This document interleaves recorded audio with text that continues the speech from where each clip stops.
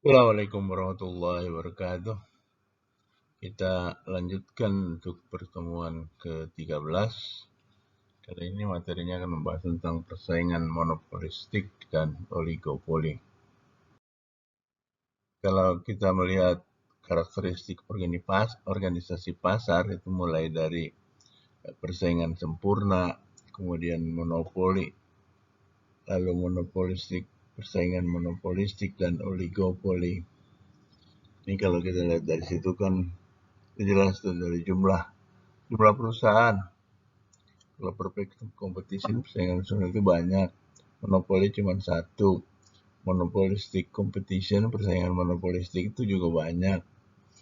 Kalau oligopoli beberapa. Kemudian karakteristik produknya itu, kalau persaingan sempurna itu homogen, serupa. Ya.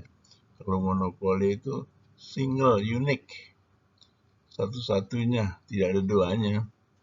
Kemudian kalau monopolistic competition, persaingan monopolistik itu terdiferensiasi. Dengan oligopoli itu bisa homogen, bisa terdiferensiasi. Variabel keputusan harga pada persaingan sempurna enggak. Pada oligopoli juga enggak. Pada yang tidak tuh pada persaingan sempurna. Kalau monopoli ya, oligopoli ya. Persaingan monopolistik iya, tapi terbatas. Keluar masuk pasar, persaingan sempurna iya, monopoli enggak, monopolistic competition iya, oligopoli terbatas. Ini contoh-contohnya ya. Misalnya bagaimana ini soal struktur pasar, karakteristik organisasi pasar. Kita sudah membahas yang dua tadi itu, persaingan dan monopoli. Sekarang kita bahas tentang persaingan monopolistik dan oligopoli. Jadi tidak semua industri cocok persis salah satu yang di atas, tapi ini merupakan kerangka berpikir tentang struktur dan tingkah laku industri. Di contoh-contohnya itu ya contoh yang mendekati aja ya. Persaingan monopolistik adalah atau dia mempunyai karakteristik sejumlah besar perusahaan, tidak ada rintangan masuk, dan produknya terdiferensiasi. Diferensiasi itu ada bedanya gitu, tidak homogen. Persaingan monopolistik itu adalah bentuk umum struktur industri pasar yang dicirikan oleh sejumlah besar perusahaan. Tidak ada satupun yang dapat mempengaruhi harga pasar hanya karena ukuran. Pada tingkat tertentu, kekuatan pasar dicapai oleh perusahaan yang memproduksi produk terdiferensiasi. Perusahaan baru dapat masuk dan perusahaan yang ada dapat keluar industri dengan mudah.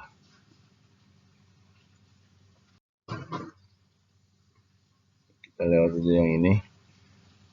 Kita lihat persentase nilai pengiriman dan pada perusahaan terbesar pada industri, kita lihat itu 4 besar, 8 besar, 20 besar.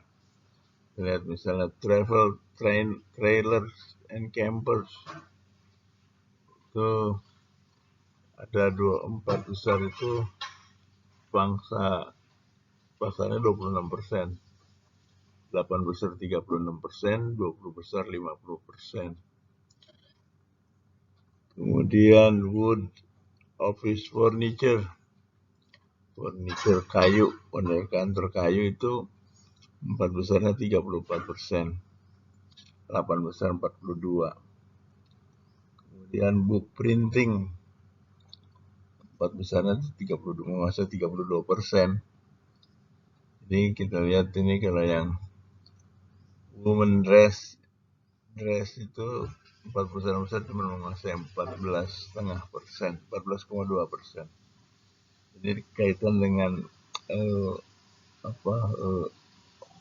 berapa besar pangsa pasar yang dikuasai oleh 4 besar, 8 besar, 20 besar perusahaan. Diferensiasi produk, iklan, dan kesejahteraan sosial. Diferensiasi produk adalah strategi yang digunakan perusahaan untuk mencapai kekuasaan pasar. Dicapai dengan cara memproduksi output yang mempunyai identitas yang berbeda di pikiran konsumen. Perbedaan ini sering dicapai melalui iklan. Contoh total pengeluaran iklan dari beberapa produk, misalnya koran, televisi, direct mail, internet, yellow pages, buku telepon, radio, majalah. Nilainya berapa nilainya ini di Amrik, karena ini buku Amrik, jadi contohnya di Amrik.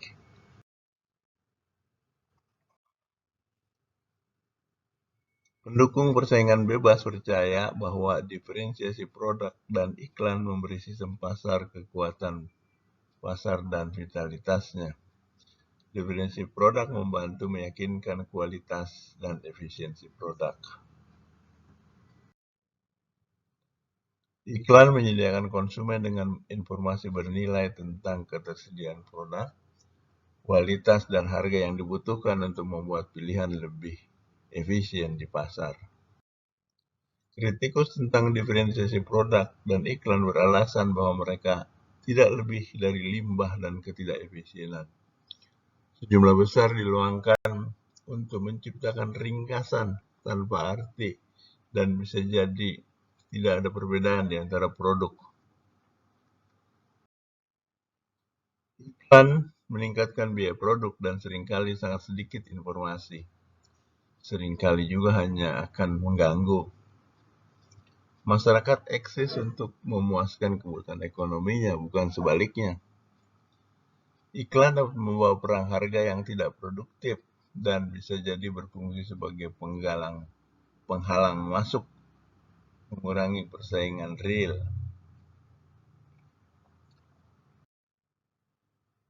Penentuan harga dan output pada pasar persaingan monopolistik. Kita lihat sini kurva demand-nya itu lebih landai dibanding pada persaingan monopoli. Kalau perusahaan yang bersaing sempurna kan elastis sempurna. Kalau dia elastis lebih landai dibanding perusahaan monopoli.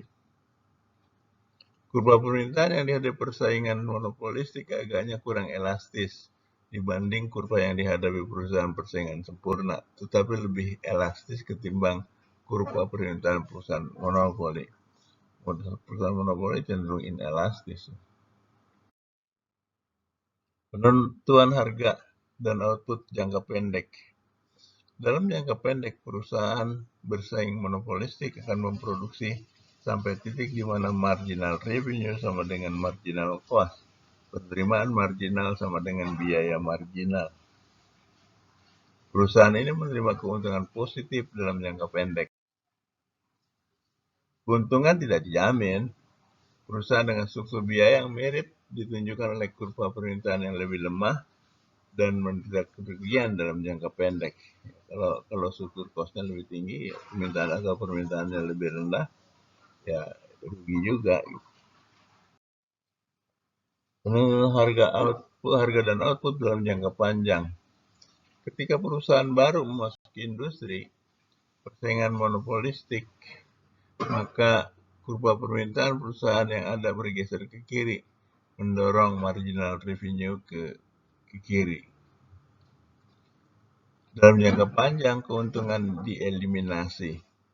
Ini terjadi pada perusahaan ketika kurva permintaannya berpotongan dengan kurva biaya rata-rata. Dalam jangka panjang, keuntungan ekonomi dieliminasi, maka dapat disimpulkan bahwa persaingan monopolistik efisien, tetapi harga di atas biaya marginal. Lebih banyak output akan dapat dihasilkan dengan biaya sumber daya yang lebih rendah dari yang dibayar konsumen. Biaya total rata-rata tidak diminimumkan. Perusahaan tipikal tidak menyadari bahwa semua skala ekonomi yang tersedia pangsa pasar yang semakin kecil menghasilkan kelebihan kapasitas. Oligopoli, sekarang kita pindah ke oligopoli. Oligopoli adalah bentuk struktur pasar yang dicirikan oleh sedikit perusahaan yang dominan.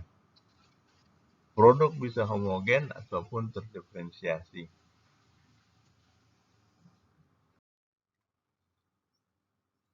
Kita lihat di sini memang dia lebih sedikit nih. Ini misalnya pada cellulosic man-made fiber, ya industri itu ya, 4 besar itu sudah menguasai 100%. Jumlah perusahaan cuma 4. Primary copper itu 4 perusahaan terbesar menguasai 95%. 8 perusahaan ada menguasai 99% karena jumlah perusahaan cuma 11.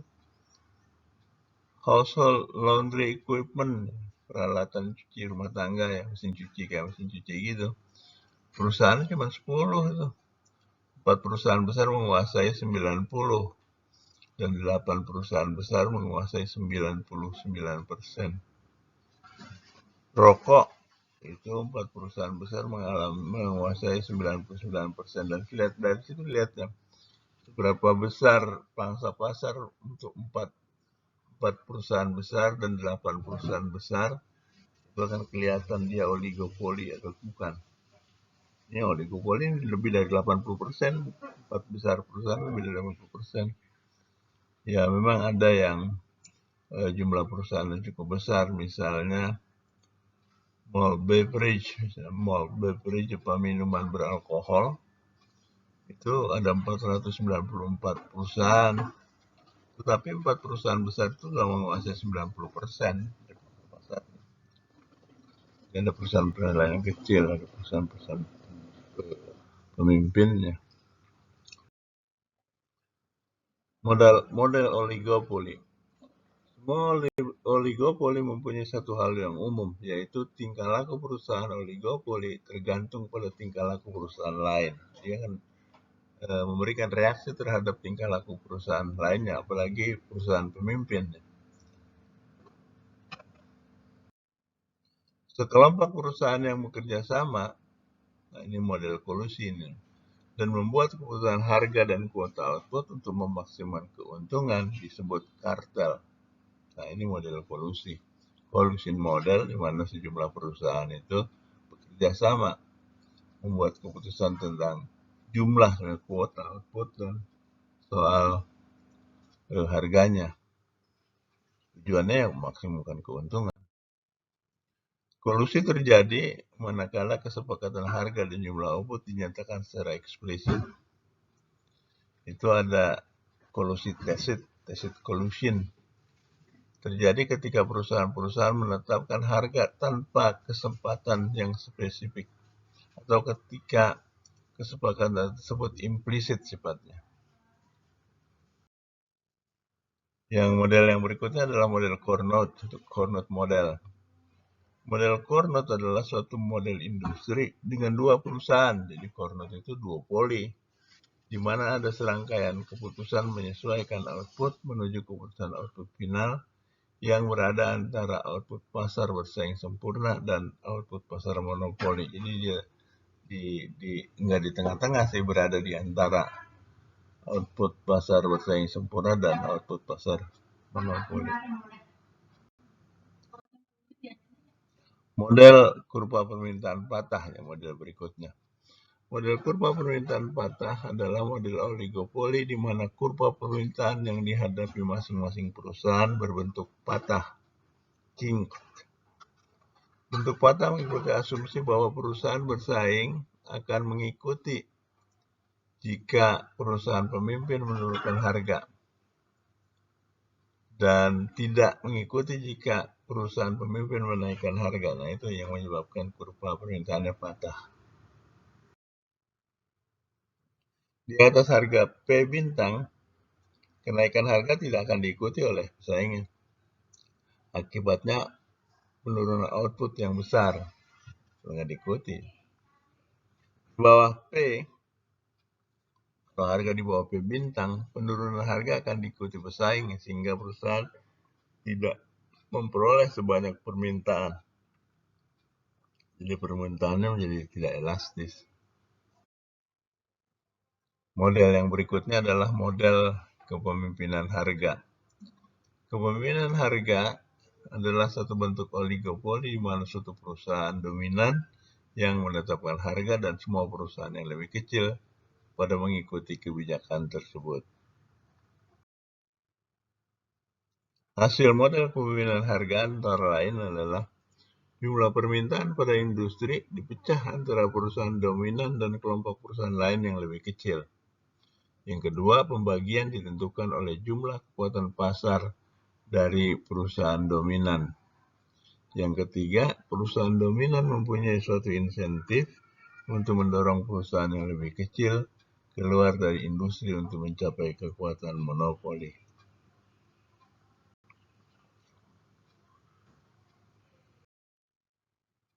Penetapan harga predator atau predatory pricing, ini kita sudah membahas tentang penetapan harga.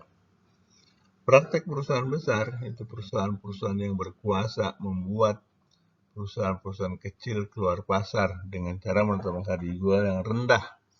Ini disebut penetapan harga predator. Hingga kuat perusahaan bersaing karena dia berada pada biaya marginal yang tinggi. Di mana harga ditetapkan di bawah biaya marginalnya, maka dia akan keluar pasar.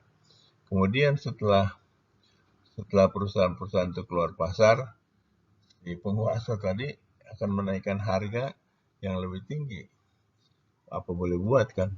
Konsumen pun mengikuti harga tersebut. Nah, tingkah laku ini di banyak negara dianggap ilegal. Jadi makanya undang-undang anti monopoli banyak diterapkan di berbagai negara. Nah, topik berikutnya adalah tentang teori pertandingan atau games theory.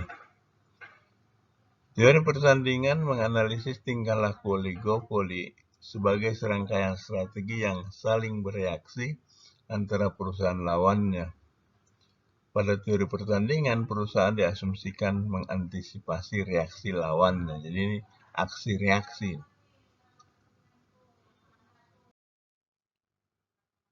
Matrik ganjaran pada pertandingan iklan. Ini ada dua strategi ya, dari perusahaan A dan perusahaan B. Perusahaan A strateginya itu tidak pasang iklan atau pasang iklan. Perusahaan B juga pasang iklan dan tidak pasang iklan. Strategi yang dipilih A tergantung pada informasi yang tersedia tentang strategi B. Misalnya ketika perusahaan B tidak pasang iklan dan perusahaan A juga tidak pasang iklan, keuntungan masing-masing itu 50.000. Tetapi ketika perusahaan B tidak pasang iklan, perusahaan A pasang iklan, perusahaan A dapat untung 75, sedangkan perusahaan B itu hanya 25. Dan begitu selanjutnya ketika perusahaan B pasang iklan, perusahaan A tidak pasang iklan, kelihatan itu keuntungan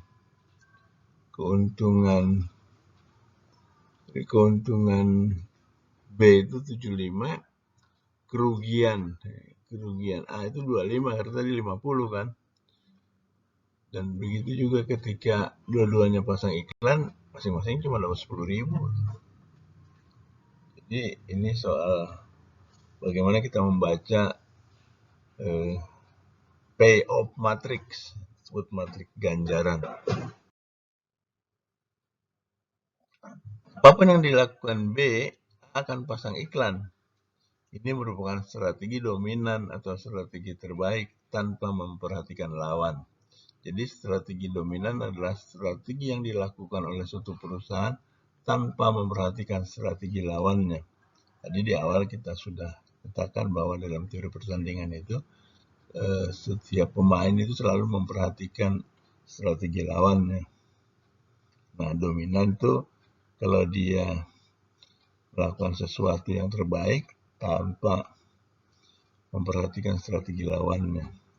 Jadi pasang iklan bagi perusahaan A itu adalah strategi yang terbaik apapun strategi yang dilakukan oleh perusahaan B. Teori game terkait dengan dilema tertuduh, prisoner dilemma, itu adalah suatu pertandingan di mana para pemain dicegah untuk bekerja sama satu dengan yang lainnya, jadi tidak bisa saling memberi informasi. Kemudian setiap pemain mempunyai strategi dominan. Dan strategi dominan setiap pemain membuat mereka menjadi lebih buruk dibandingkan jika mereka dapat bekerja sama. Nah, kita lihat ini misalnya antara Rocky dan Ginger. Mengaku dan tidak mengaku. Kalau sama-sama tidak mengaku, mereka masing-masing dihukum 1 tahun. Kalau sama-sama mengaku, mereka dihukum masing-masing 5 tahun. Tetapi ketika salah satu mengaku, yang lainnya tidak, maka yang mengaku itu bebas. Yang mengaku bebas, yang tidak mengaku 7 tahun. Jadi ini kan dilema jadinya buat itu. Sementara di satu sisi dia tidak tahu teman yang ngaku apa enggak. Karena kan berbeda konsekuensinya kalau temennya ngaku dia enggak, dia akan dapat hukuman yang lebih berat. Idealnya sih masing-masing tidak mengaku, tapi tidak ada yang bisa menjamin bahwa temannya itu tidak mengaku. Kalau sama-sama mengaku 5 tahun, kalau sama-sama tidak mengaku 2 tahun, 1 tahun. Jadi Ginger dan Rocky mempunyai strategi dominan untuk mengaku. Meski mereka akan lebih beruntung jika mereka tetap tutup mulut, tetap tidak mengaku. Matrik ganjaran untuk strategi left right atau top bottom. Kiri kanan, top bottom, atas bawah. Dalam teori pertandingan, ketika semua pemain bermain dengan strategi terbaik mereka, tergantung pada strategi lawannya, akan menghasilkan keseimbangan Nash atau Nash equilibrium. Kalau kita lihat ini antara strategi D dan strategi C, kiri kanan atas bawah. Kalau dia kiri atas, C-nya kalau D strategi kiri, C strategi atas, C menang 100. D enggak menang. Sebaiknya kalau D strategi kanan, C strategi atas, mereka masing-masing menang 100. Tapi kalau yang satu kiri, yang satu bawah, yang kiri itu kalah, yang kanan itu yang atas, yang bawah itu menang 100. Jadi pada keseimbangan Nash equilibrium. Ketika ketidakpastian dan risiko diperkenalkan, pertandingan berubah. Maka ada strategi maksimin. Strategi yang dipilih untuk memaksimumkan perolehan minimal yang diterima. Maksimin. Repeated games atau pertandingan berulang. Sementara kolusi melanggar undang-undang, reaksi terhadap strategi tidak.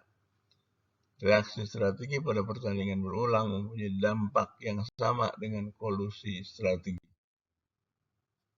Strategi respon yang membuat lawan tahu bahwa perusahaan mengikuti lawan disebut dengan strategi tit for tat strategi.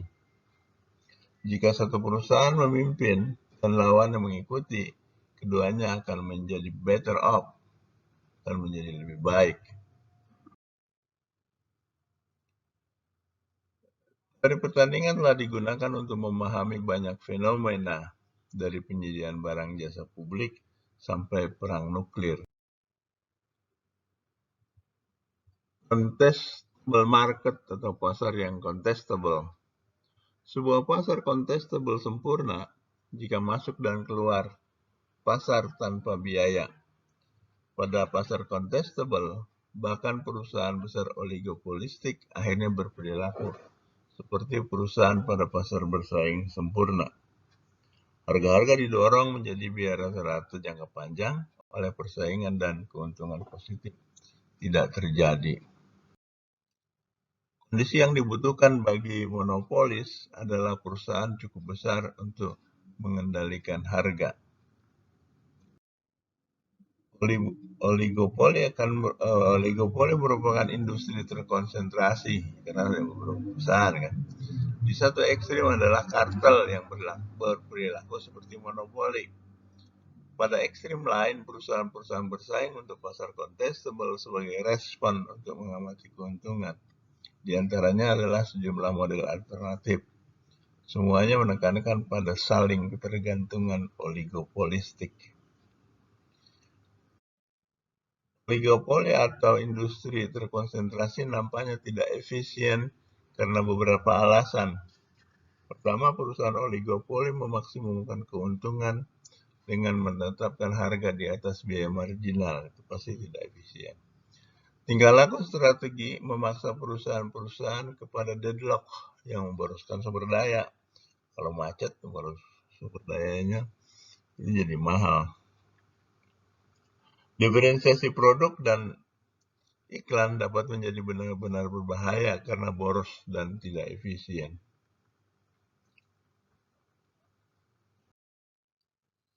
Kan pemerintah itu ada yang namanya indeks Herfindahl-Hirschman, yaitu perhitungan matematik yang merupakan pangsa pasar untuk menentukan apakah merger yang diusulkan merupakan sebuah tantangan bagi pemerintah.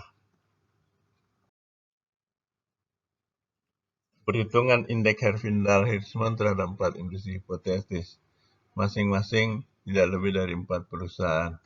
Kalau industri itu cuma ada 2 perusahaan, ya, masing-masing 50-50, maka indeks Herfindahlnya adalah 5.000, yaitu pangsanya 50-50. 50 kuadrat ditambah 50 kuadrat. Kalau ada 3 perusahaan masing-masing pangsanya 80, 10, 10, maka indeks Herfindahlnya lebih tinggi tuh. 80 kuadrat tambah 10 kuadrat tambah 10 kuadrat jadi 6.600. Tapi ketika ada industri dengan 4 perusahaan pangsa pasarnya sama, 25%, 25%, indeks Herfindahlnya cuma 2.500. Sementara kalau ada 4 perusahaan di mana ada satu perusahaan pemimpin yang pangsa pasarnya 40, lainnya 20-20, maka indeks Herfindahlnya 2.800. Jadi pangsa pasarnya jumlah kuadrat dari pangsa pasar itulah indeks Herfindahl. Saya kira demikian materi pertemuan kita untuk pasar persaingan monopolistik dan pasar oligopoli. Berikut adalah beberapa konsep dan terminologi yang perlu saudara pahami betul, yaitu soal kartel, soal model Cournot dan sebagainya. Terima kasih. Assalamualaikum warahmatullahi wabarakatuh.